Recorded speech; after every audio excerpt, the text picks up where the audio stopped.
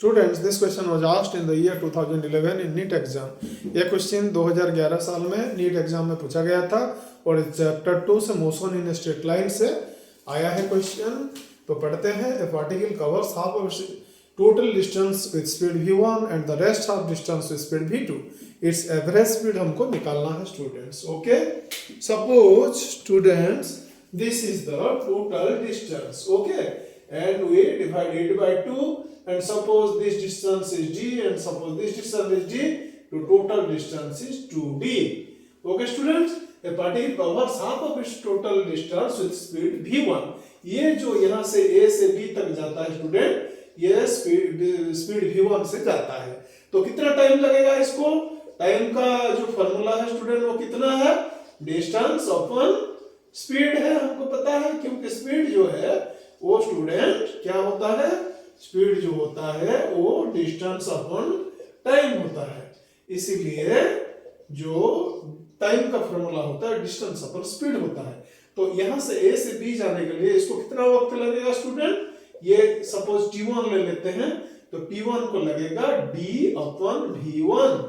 Okay student, और यहां से b से c तक उसको जो दूसरा हाफ है वो जाने में उसको लगेगा, वो कितना स्पीड में जाता है? v2 स्पीड में जाता है। तो सपोज इसको t2 टाइम लगेगा, तो ये t2 कितना रहेगा स्टूडेंट? डिस्टेंस तो वही t है, तो ये d बाय v2 रहेगा। तो टोटल जो टाइम लगेगा a से c जाने के लिए स्टूडेंट्स वो कितना होगा? वो t will be equal to t1 plus t2।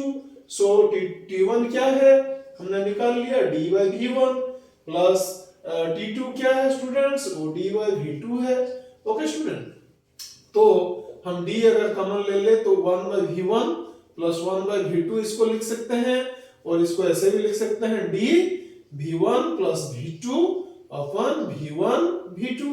Okay student, ऐसे लिख सकते हैं। तो जो टोटल हमारा डिस्टेंस है वो कितना है student?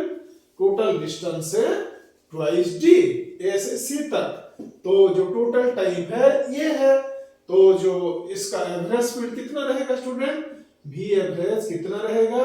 Total distance covered by the particle upon total time. Okay student, तो टोटल डिस्टेंस कितना है आप लोगों को पता है, यहाँ से d और यहाँ से d ट्वाइस d है। और इसका जो टोटल टाइम कितना है student? d v1 plus v2 upon v1 v2 है। ओके स्टूडेंट, इसका मतलब इसको हम ऊपर ले जाएंगे। ओके स्टूडेंट, इसको हम ऊपर ले जाएंगे तो ये क्या बन जाएगा?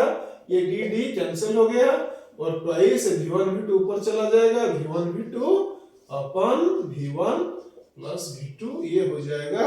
ये कहां पर है हमको देखना पड़ेगा, twice v1 v2 upon v1 plus v2 option C में है। तो ऑप्शन सी करेक्ट है स्टूडेंट्स, ये सही रहेगा।